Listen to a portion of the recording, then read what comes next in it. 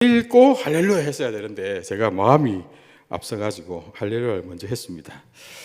예수님의 부활이 정말 기쁘십니까? 그 기쁨의 근거가 뭡니까? 예수님이 부활하셨는데 왜 내가 기쁩니까? 오늘 모든 교회는 부활주의를 기념하여 지킵니다. 모든 성도들이 예수님의 부활의 소식을 듣고 알고 믿을 것입니다. 그러나 예수님의 부활이 정말 나와 어떤 관계가 있는지를 정확히 아는 분들이 얼마나 될까 생각해 봅니다.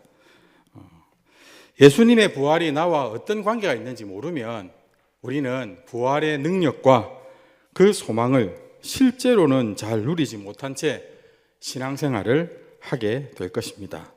오늘 말씀을 통해서 이미 다 우리 부곡중앙교회는 다 알고 계시겠지만 예수님의 죽으심과 부활이 나와 어떤 관계가 있는지 다시 한번 깨닫고 온전히 의지하는 시간이 되면 좋겠습니다.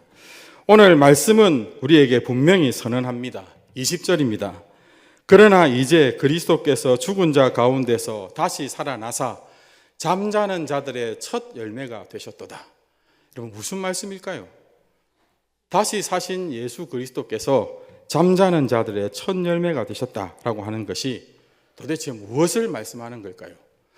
예수님이 죽으셨다가 부활하신 사건이 예수님 개인의 문제, 예수님 한 사람이 겪은 사건으로 끝나지 않는다는 것입니다. 예수님이 죽으시고 부활하신 사건이 잠자는 자들의 첫 열매, 잠자는 자들이 누굴까요? 저와 여러분입니다. 우리 모두입니다. 우리 모두와 깊은 연관이 있는 우리 모두를 포함한, 나를 포함한 사건이 바로 예수님의 죽으심과 부활의 사건이라는 것입니다. 제가 부활주의를 설교가 담당이어서 부활주일 말씀을 준비하면서 깨달은 것이 있는데요. 부활에 대하여 제대로 메시지를 더 전하려면 정말 많은 부분을 전해야 된다는 것입니다. 예수님이 누구신지, 예수님의 이 땅에 오셨다는 의미가 무엇인지, 예수님의 당하신 고난, 우리가 지난 주간 보냈던 그 고난 주간 한 주간에 예수님이 하셨던 일과 그 의미, 십자가를 통해서 이루어진 일, 십자가에서 예수님께서 하셨던 그 7마디의 말씀이 무엇을 의미하는지, 그리고 예수님의 부활로 말미암아 우리에게 일어난 새 일이 무엇인지 정말 다루어야 될 내용들이 많다는 겁니다. 그래서 고민해서 오늘 오후 예배 말씀을 준비하면서 저는 보통 오후 예배 때 설교 원고를 짧으면 4장, 길면 5장인데 오늘 8장이 되어버렸습니다. 어째 될지 모르겠습니다. 오늘 청년들은 부활주일 메시지를 들고 지금 부산대학교 장전동 일대에 전도를 나갔거든요. 그래서 그 부활의 의미에 대해서 청년들에게도 동일한 말씀을 전하면서 다 못했습니다. 한 5장 분량만 하고 결국은 3장은 뺐는데 오후 예배는 어떻게 될지 모르겠습니다. 여러분, 부활에는 반드시 전제가 있습니다. 무엇이 전제일까요? 부활을 이야기하려면 반드시 전제되어야 될 것이 있습니다. 무엇일까요? 맞습니다. 죽음입니다. 죽어야 부활합니다. 여러분, 초대교회 때 예수님의 부활을 인정하지 않았던 이단들은 예수님의 부활을 인정하지 않기 위해서 예수님의 죽음의 문제를 왜곡하여 가르쳤습니다. 실제로 죽지 않았다는 것이죠. 십자가에 달리셔서 거의 죽을 뻔했는데 실제로는 죽지 않았고 제자들이 예수님을 숨겼다가 마치 죽었다가 부활한 것처럼 헛소문을 퍼뜨렸다라고 가르쳤습니다. 맞습니까, 여러분?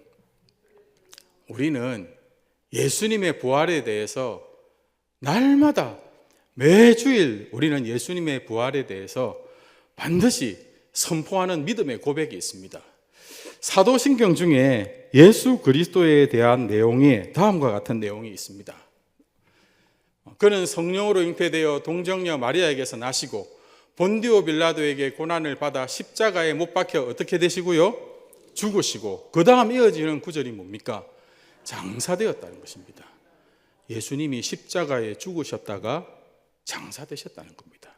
무엇을 우리가 고백하는 것일까요? 예수님은 십자가에 달려 죽으셨는데 진짜 죽으셨다. 완전히 죽으셨다라고 하는 겁니다.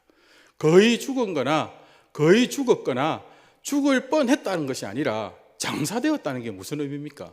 우리가 한 분이 돌아가시면 입관하잖아요. 그리고 이 사흘간의 장례를 치르면서 혹시라도 살아날까 봐 우리가 그 시간을 보내잖아요.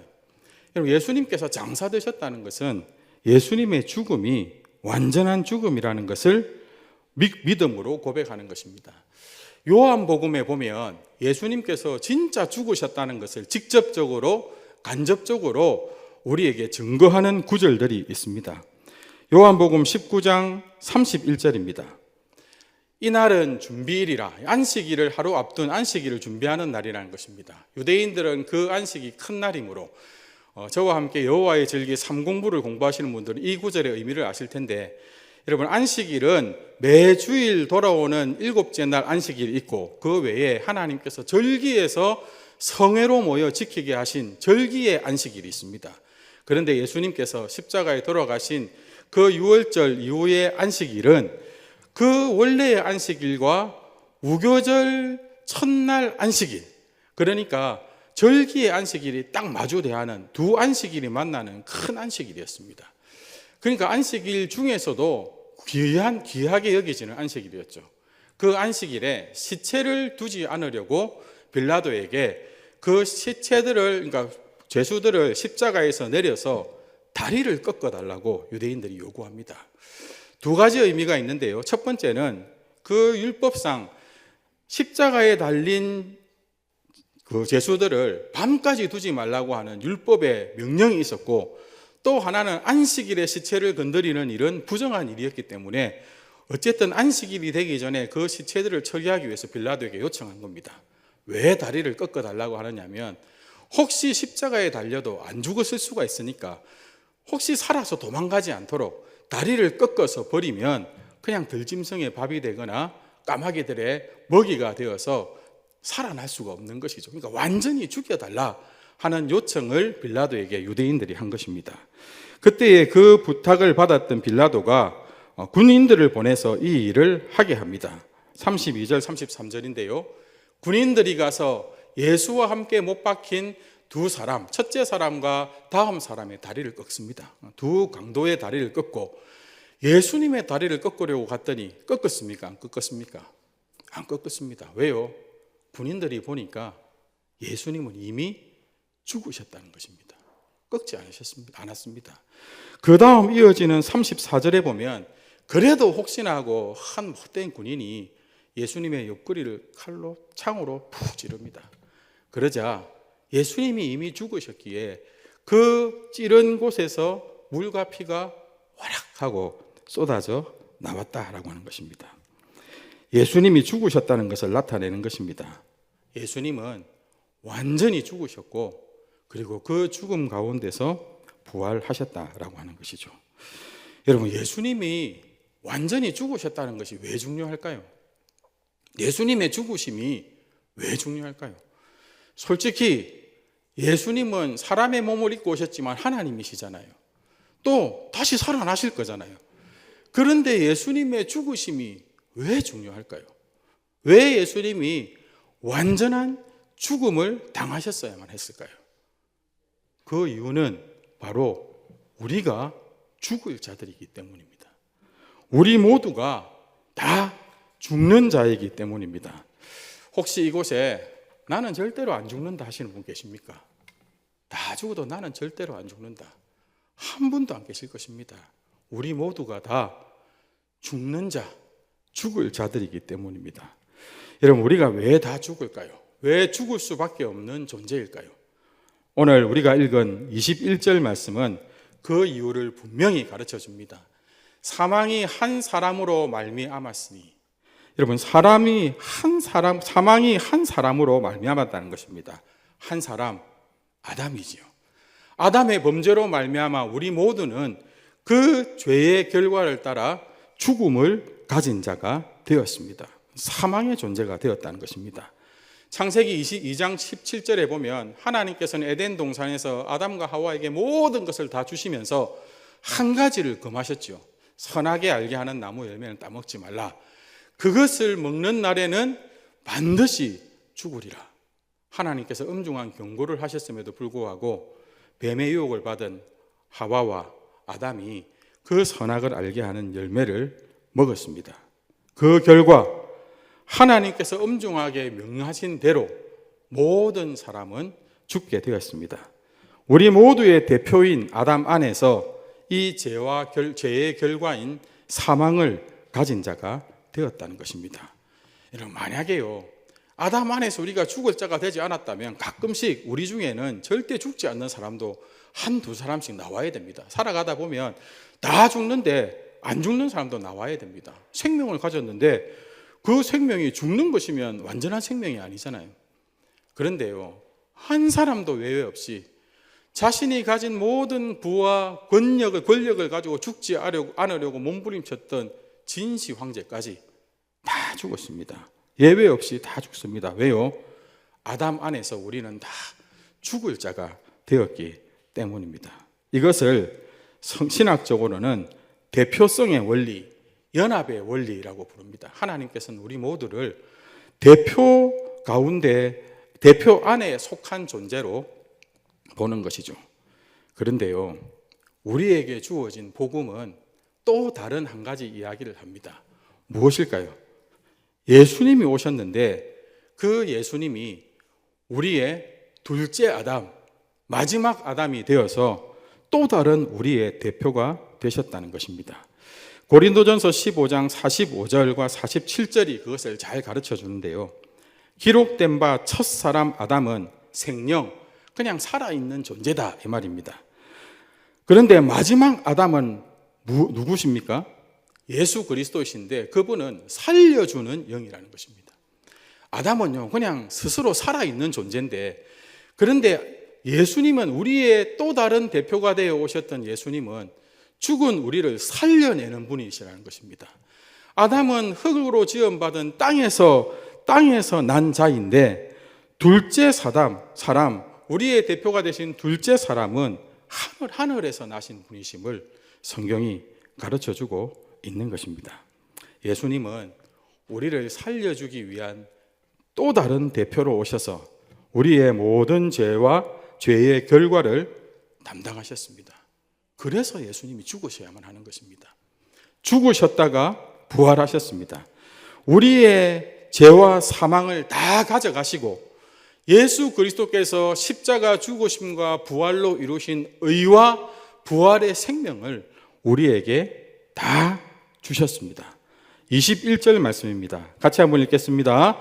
사망이 한 사람으로 말미암았으니 죽은 자의 부활도 한 사람으로 말미암는도다.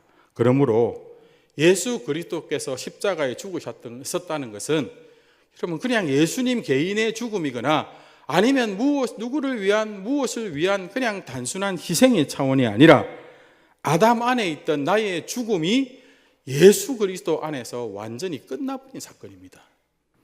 다시요, 아담 안에 있던 나의 죽음이 그리스도 안에서 완전히 처리된 사건이 바로 예수 그리스도의 십자가 죽으심과 부활이라는 것입니다. 나의 죄가 그리스도께로 옮겨졌습니다. 전가되었습니다. 그리고 내 죄를 가져가신 예수님께서 내가 받아야 될 형벌을 대신 다 받으셨습니다. 그리고 예수 그리스도께서 나의 죽음을 끝내버린 사건이 바로 예수님의 죽으심, 부활의 사건이라는 것입니다. 이것을 나를 대신하여 나의 죄를 속해 주셨다, 대속, 나의 죄값을 대신 치루어 주셨다, 구속, 그 사건이라고 이야기하는 것입니다. 그래서 성경은 말합니다. 고린도후서 5장 14절 같이 한번 읽겠습니다. 그리스도의 사랑이 우리를 강권하시는도다. 우리가 생각하건대 한 사람이 모든 사람을 대신하여 죽었은즉 모든 사람이 죽은 것이라. 여러분, 예수님께서 왜 죽으셔야만 하셨습니까? 우리의 죽음을 처리하시기 위해서.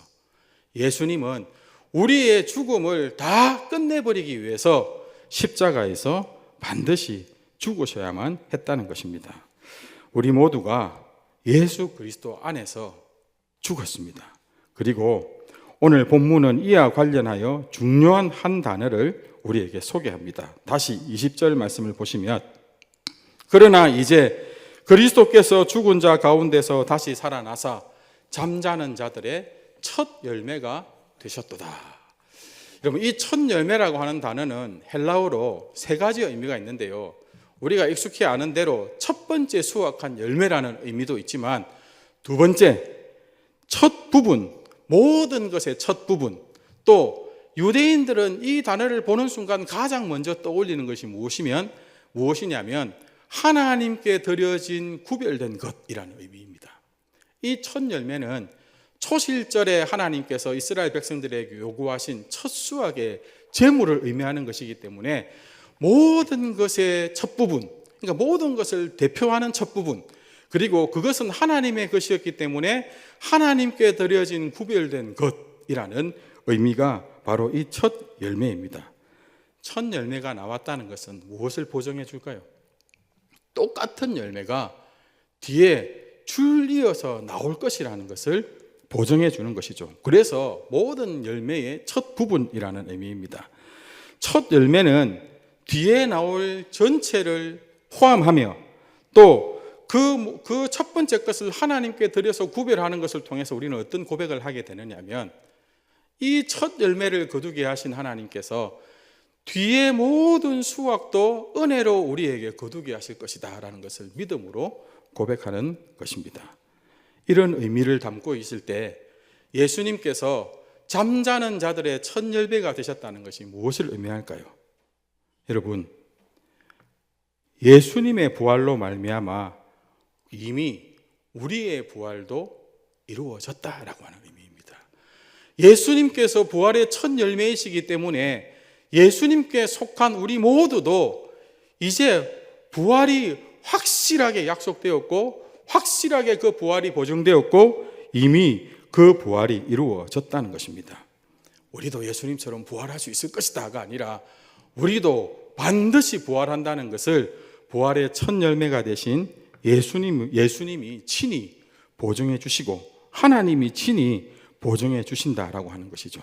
여러분, 그래서 예수님께서 언제 부활하셨을까요? 절기상 유월절 지나고 그 다음 날 무교절 첫날을 지나서 3일째 되는 초실절 날 예수님께서 부활하셨습니다. 하나님께 드려지는 첫 열매로 예수님께서 부활의 첫 열매로 하나님께 드려졌고, 그 이후에 하나님의 보증 아래 우리 모두가 다 예수님의 부활을 뒤잇는 자가 되었다라고 하는 것입니다. 반드시 죽으리라 하신 대로 아담 안에 속한 우리 모든 인생이 죽음을 당했지만 다시 부활의 첫 열매로 살아나신 예수 그리스도 안에서 우리 모두는 부활하게 되는 것입니다. 그것을 고린도전서 15장 22절은 한 구절로 명확하게 우리에게 가르쳐주고 있습니다. 함께 읽겠습니다. 아담 안에서 모든 사람이 죽은 것 같이 그리스도 안에서 모든 사람이 삶이 얻으리라. 아멘. 할렐루야. 저와 여러분이 어떤 존재인지 아십니까? 그리스도 안에서 부활의 생명을 지닌 자들, 부활할 자로 이미 보증을 받았다라고 하는 것입니다.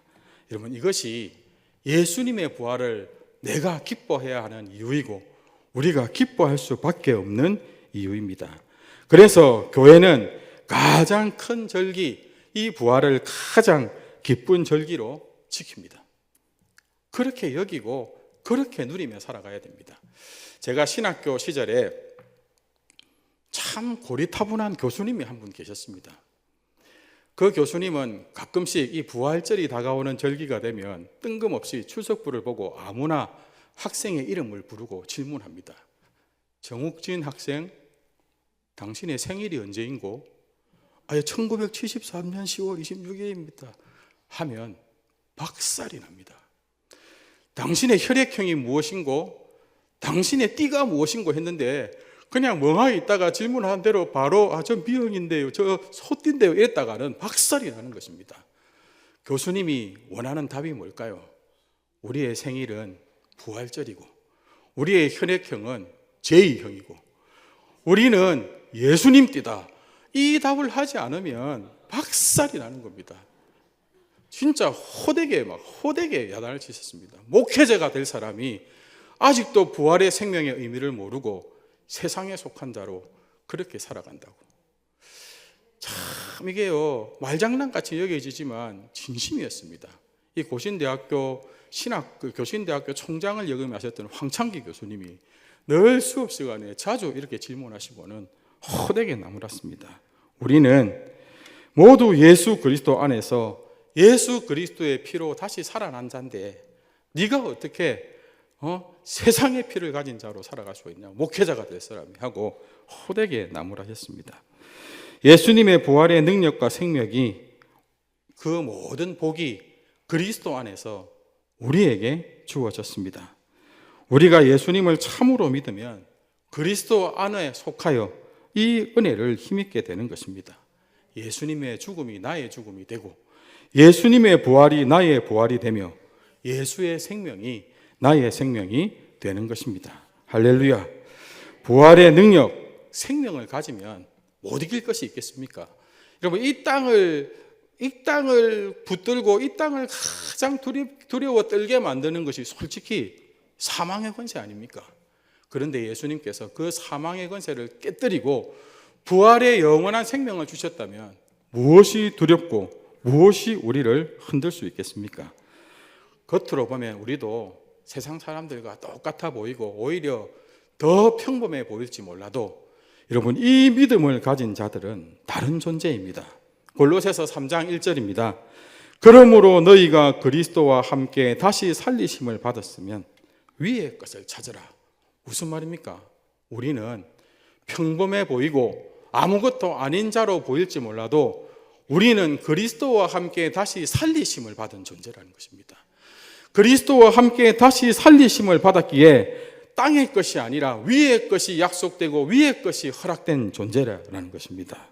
여러분, 저와 여러분이 대단한 자입니다. 그리스도께 속하여 그리스도와 함께 살리심을 받은 부활의 능력과 생명을 지닌 존재, 여러분, 그것이 바로 저와 여러분입니다. 대단한 자들입니다.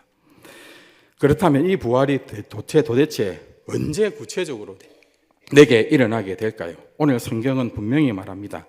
23절, 24절입니다. 그러나 각각 차례대로 되리니 먼저는 첫 열매인 그리스도요, 다음에는 그가 강림하실 때에 그리스도에게 속한 자요, 그 후에는 마지막이니 그가 모든 통치와 모든 권세와 능력을 멸하시고 나라를 아버지 하나님께 바칠 때라.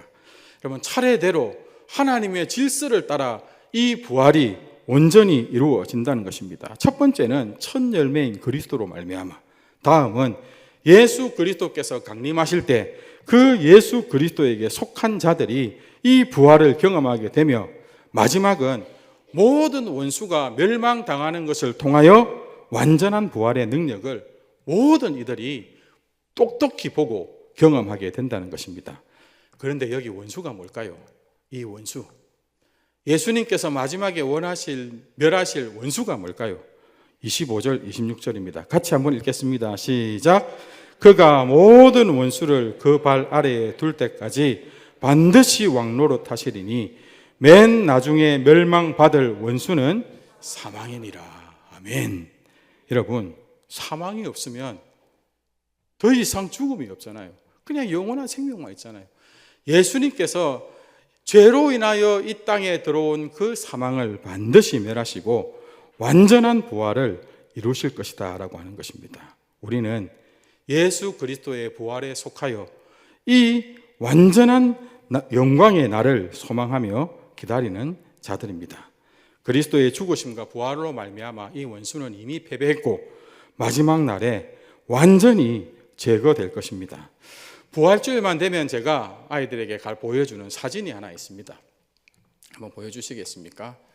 저게요, 예수님의 발등상을 표현한 사진입니다. 크로스웨이 그 성경 공부 가운데 나와 있는 그림인데 제가 참 좋아하는 그림입니다. 저 발등상은 한 왕이 다른 나라와 싸워서 이기고 난 다음 그 나라의 깃발이나 그 나라의 왕의 이름이나 그 나라를 상징하는 신을 발판에 새겨놓고 그것을 발로 지그시 누르는 것입니다. 뭘 의미할까요? 내가 이겼다. 너희들은 내 종이다. 너희들은 완전히 패배했다. 내가 이제 너희들을 다스린다. 그런데 예수님의 발등상이 꾹 누르고 있는 것이 뭘까요? 첫 번째 빨간 것은 나로 시작해서 나로 끝나는 것, 죄입니다. 두 번째는 율법, 세 번째는 심판, 네 번째는 사망, 다섯 번째는 그 하늘의 권세와 정세와 권사, 그리고 마지막은 사탄. 이 모든 원수들을 예수님께서 다 이기시고 그들이 꼼짝 달싹할 수 없도록 예수님께서 왕이 되어 다스린다라고 하는 것입니다. 여러분, 이것이 십자가 죽으심과 부활의 의미입니다. 우리는 예수 그리스도 안에서 더 이상 이것들에게 종이 되어 끌려다닐 존재가 아니라 부활의 능력으로 말미암아 우리는 자유한 자이고 하늘의 영광과 권세를 누릴 자가 되었다라고 하는 것입니다. 이렇게 말씀드려도 믿어지지 않으십니까? 그냥 성경의 한 가지 교훈으로 여겨지십니까? 예수님의 부활이 죽으심이 어떻게 나의 죽음이 되고 예수님의 부활이 어떻게 나의 부활이 되겠는가? 허무맹랑한 소리처럼 들리십니까? 그런데 하나님께서는 아담의 범죄로 인하여 죄가 사망이 세상에 들어올 때부터 하나님은 우리를 이 죄에서부터 구원하여 다시 참 안식을 주시고 영원한 생명을 주실 것을 계획하셨습니다. 창세기 3장 15절입니다. 아담과 하와가 범죄하여 에덴 동산에서 쫓겨날 때에 원시 복음이죠. 하나님께서 그 죄로 유혹하여 죄에 빠지게 만들었던 뱀에게 이렇게 말씀하십니다. 내가 너로 여자와 원수가 되게 하고 내 후손도 여자의 후손과 원수가 되게 하리니 여자의 후손은 네 머리를 상하게 할 것이요 너는 그의 발꿈치를 상하게 할 것이니라. 여자의 후손을 통하여 이 죄를 가져온 사단을 멸하실 것을 하나님께서는 미리 계획하시고 예고하셨습니다. 여자의 후손이 누굴까요? 예수 그리스도. 예수 그리스도를 통하여 사탄의 권세를 박살낼 것을 말씀하셨습니다. 그리고 이 구원의 일을, 장차 이루어질 이 구원의 일을 미리 이스라엘 역사 가운데 한 사건을 통해서 예고하셨습니다. 죄인들을 장차 어떻게 구원하실 것인지를 미리 명확하게 보여주신 사건, 바로 그 사건이 있습니다. 출애굽 사건입니다. 세상의 죄에 대한 하나님의 엄중한 심판이 죽음으로 내려지는 날, 그 죽음을 피하고 살아날 자들의 이야기를 가르쳐 주십니다. 무엇일까요? 유월절 사건입니다. 하나님께서 말씀하시거든요. 12절에 내가 그 밤에 애굽 땅을 두루 다니며 사람이나 짐승을 막론하고 애굽 땅에 있는 모든 처음 난 것을 다 치고 애굽의 모든 신을 내가 심판하리라. 하나님의 심판이 애굽 가운데 내려지는데 이때에 이스라엘 백성들이 애굽의 종이 되어 애굽에 속하여 살고 있었잖아요.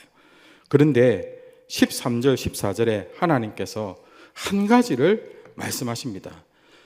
애굽 땅을 칠 때에 그 피가 너희 사는 집에 있어서 너희를 위하여 표적이 될지니 내가 피를 볼 때에 너희를 넘어가리니 재앙이 너희에게 내려 말하지 아니하리라. 너희는 이 날을 기념하여 여호와의 절기를 삼아 영원한 규례로 대대로 지킬지니라. 내가 피를 볼 때에 너희를 넘어가리니. 그래서 넘을 월을 써서요, 넘어가고 넘어가는 날 유월절이 하나님이 절기로 딱 제정해 주십니다. 여러분, 이게 심판이 주어질 때였습니다. 모든 것이 다 죽어가는 그때에 피를 통하여 대신 죽은 것을 통해서 그들을 심판 가운데서 건져주실 것에 대한 약속이었습니다. 유월절 규례를 몇 가지 살펴보면 레위기 23장 5절에 보면 첫째 달 19날 저녁, 이 날짜를 잘 기억해 보십시오. 1월 14일이죠. 1월 14일에 이 유월절을 딱 명령하시면서 유월절 규례를 보니까 3절과 5절을 보면 14일을 앞둔 열흘째 1월 10일 날 어린 양을 가족대로 택하라고, 보통 10명이 한 마리를 딱 택하게 되어 있었습니다. 1년 된 흠없는 양을 혹은 1년 된 흠없는 염소, 이 성질이 비슷해서 차이가 별로 없다거든요. 그래서 그것을 딱 취하고는 그것을 6절, 7절에 보면 14일까지 간직하라고 합니다. 왜 간직할까요? 흠이 있는지 없는지를 꼼꼼히 살펴서 나의 죄를 대신할 제물로 적합할지 안 적합할지를 살피는 기간입니다. 흠이 있으면은 제물로 드리지 못하니까 내가 흠 없는 양으로 선택을 했지만 진짜 흠이 있는지 없는지를 꼼꼼히 살피는 기간을 이 14일까지 가지게 합니다.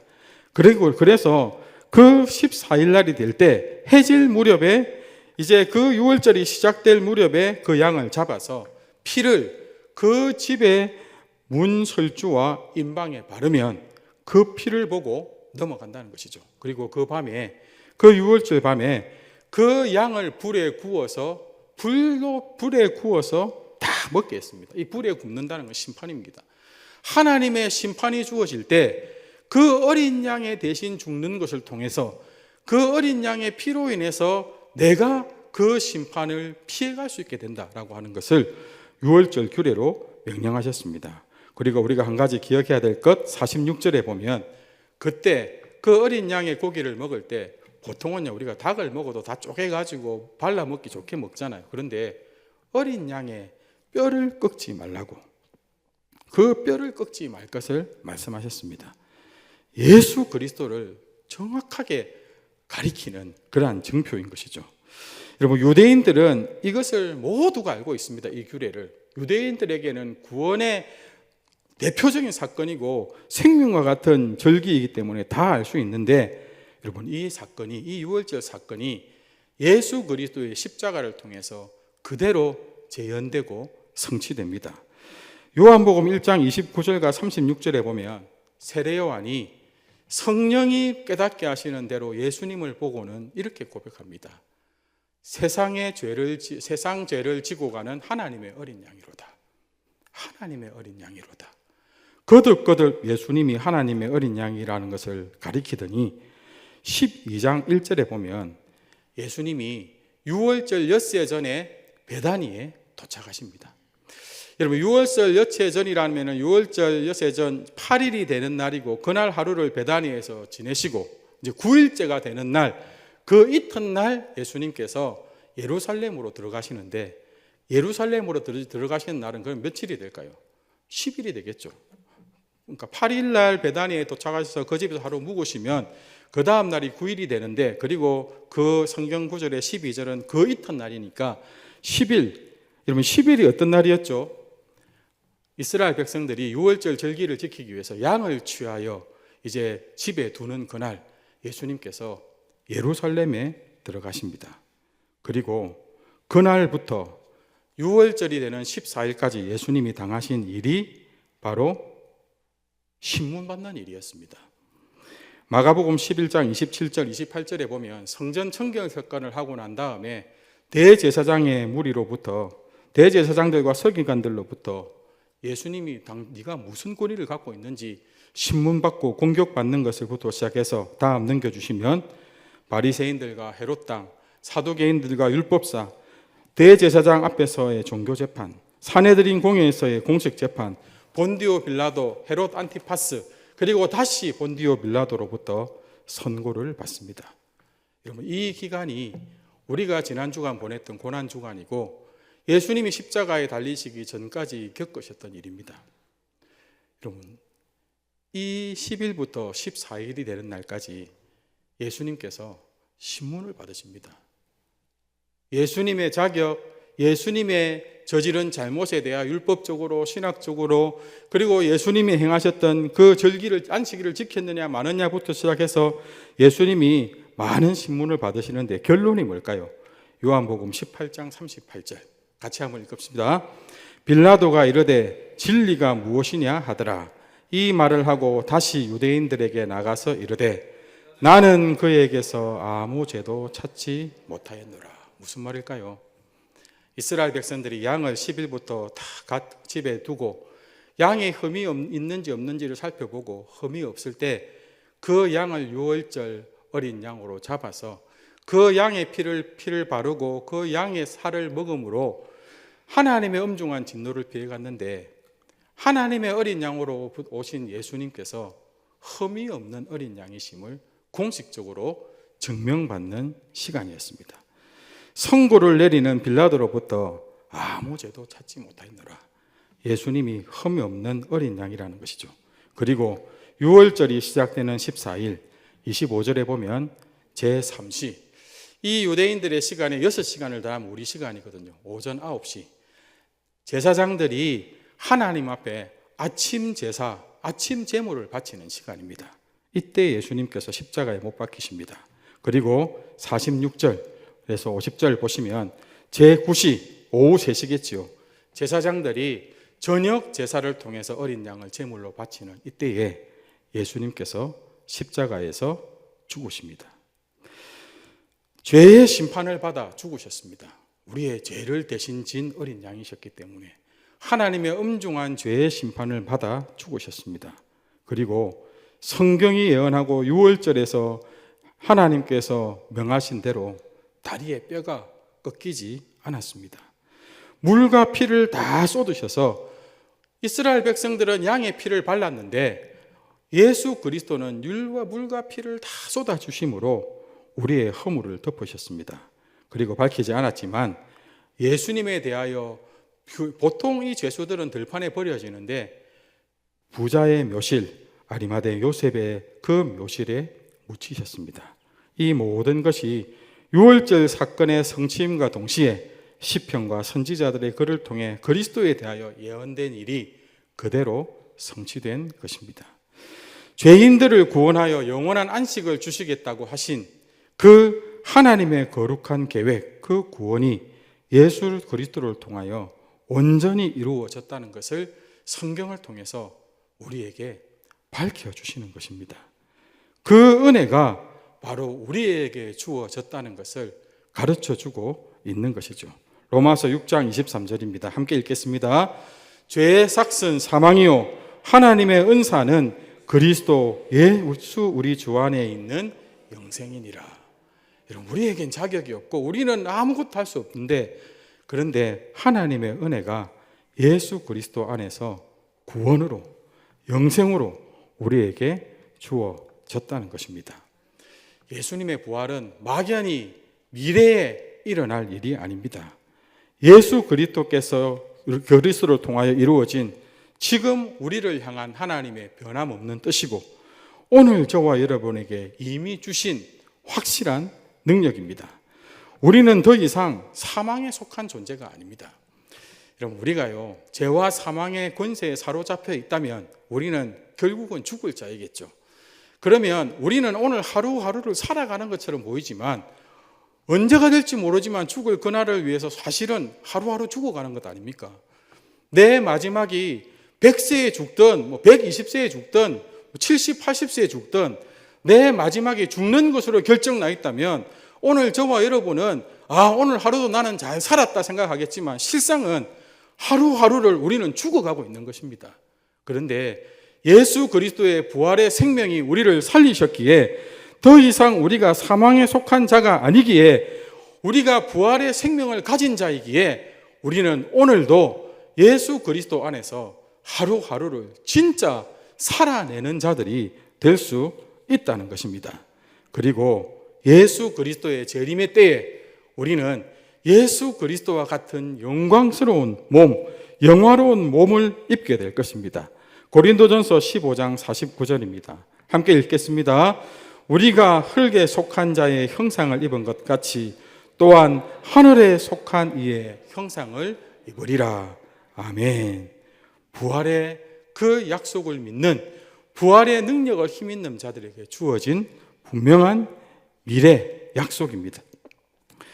말씀을 맺겠습니다. 고린도전서 15장 57절 58절 예수님의 부활에 대하여 증거하는 사도 바울의 증거가 이렇게 마무리됩니다. 같이 한번 읽겠습니다. 우리 주 예수 그리스도로 말미암아 우리에게 승리를 주신 하나님께 감사하노니 그러므로 내 사랑하는 형제들아 견실하며 흔들리지 말고 항상 주의 일에 더욱 힘쓰는 자들이 되라. 이는 너희 수고가 주 안에서 헛되지 않은 줄 알미라. 아멘. 예수 그리스도의 부활은 우리에게 가장 확실한 승리를 주신 사건입니다. 여러분, 이 부활의 능력을 붙든 자들은 흔들리지 않습니다. 내가 조금 못 가졌어도, 내가 조금 힘이 없고 내세울 것이 없어도, 내가 질병에 걸리고 내가 연약하다 할지라도, 여러분, 우리는 그것 때문에 죽을 자들이 아닙니다. 망할 자들이 아니라는 것입니다. 예수 그리스도의 부활의 능력은 우리에게 영원한 생명, 영광스러운 예수 그리스도의 형상, 그리고 영원한 하나님의 나라를 약속하고 있기 때문입니다. 예수님을 믿는다는 것은 예수님의 죽으심과 부활을 믿는다는 것이고, 그 죽으심과 부활이 나를 죽음에서 다시 살게 하신 능력임을, 나의 죽음을 처리하시고 더 이상 죄와 사망의 권세가 묶을 수 없도록 나를 예수 그리스도의 생명으로 붙드신 사건임을 믿는 것입니다. 이 부활의 능력과 소망을 가지고 살아가는 자를 두고 성도라고 부르는 것이죠. 부활의 능력과 이 구원의 은혜로 하루하루를 살아가는 저와 여러분이 되면 좋겠습니다. 이 믿음으로 주님 오시는 날까지 승리하는 우리 모두가 되기를 축복합니다. 아멘.